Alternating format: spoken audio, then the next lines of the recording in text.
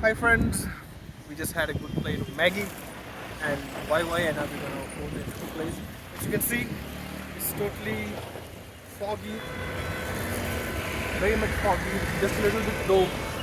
It was sunny and now it is foggy, so it's quite unpredictable the weather, what is happening today.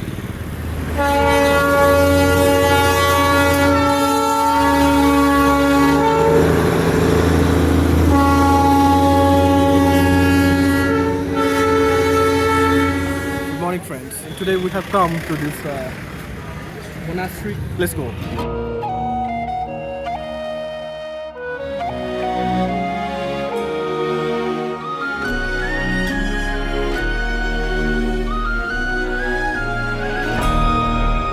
saw the Buddha and all the symbolism that this place has. And as you can see, it's really crowded up here.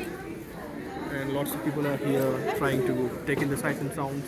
It's pretty foggy today, so it's giving a mystic vibe to this place.